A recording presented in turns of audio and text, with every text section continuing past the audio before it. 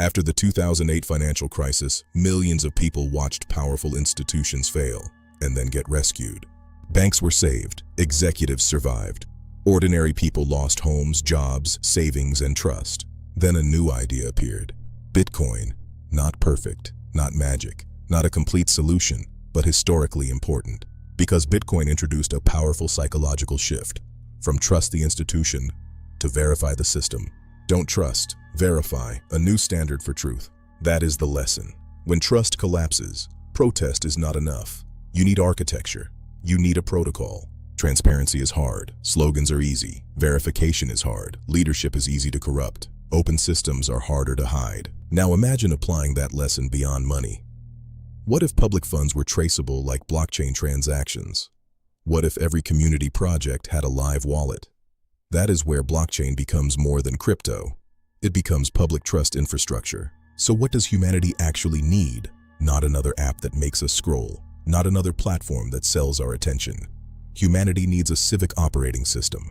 Discuss, vote, fund, track, verify. The protocol of participation. Start local. A street, a neighborhood, a campus, a village, a community center, a city block. Then connect upward. Community to city, city to country, country to global humanity. Local problems should be solved locally, but global problems require global coordination. Climate change, pandemics, AI safety, war, refugees, water, food, space exploration, scientific discovery. Now let's talk about education. The current education system was built for another era. Sit down, memorize, repeat, pass the test, get the certificate, enter the job market. But what happens when AI can do many jobs faster than humans? What happens when memorization becomes less valuable than imagination? The next education system cannot only be classrooms and exams. It must become simulation, exploration, collaboration, scientific gaming. 2 billion gamers are not a distraction. They are an untapped research civilization.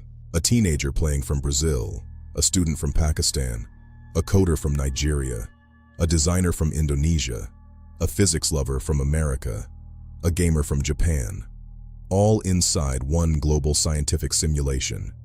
And when a solution works, scientists review it, communities test it, the platform funds it, the world learns from it. This is how gaming becomes education. Education becomes research, research becomes implementation, and humanity becomes a problem-solving species. The future is not automatically good. Technology does not guarantee justice. AI can liberate people or control them. Blockchain can create transparency or speculation. Social media can connect people or divide them. Gaming can waste human potential or unlock it. The tool is not the answer. The system around the tool is the answer. If AI is controlled by old power, it becomes the brain of the old empire.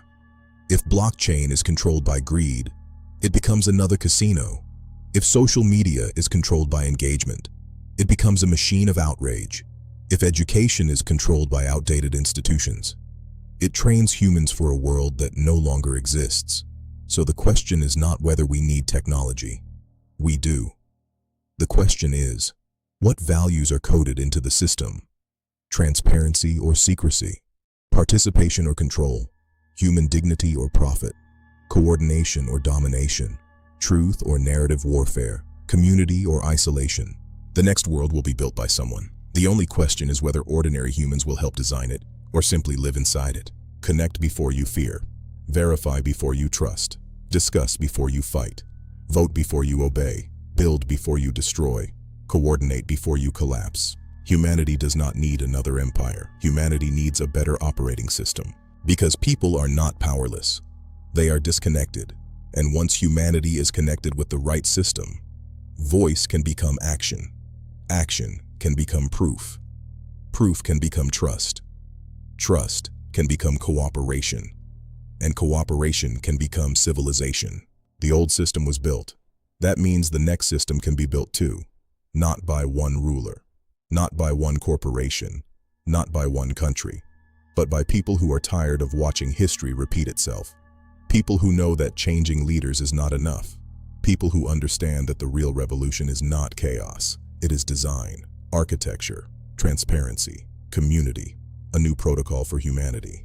So don't just ask, who should rule the world? Ask a better question. What system would allow humanity to rule itself with justice, transparency, intelligence, and compassion? That is the journey ahead. Not a war, not a revenge story, not another empire. A real-life system reset. A new operating system for humanity. Don't just watch the system fail. Help build what comes next. Humanity OS. The journey begins.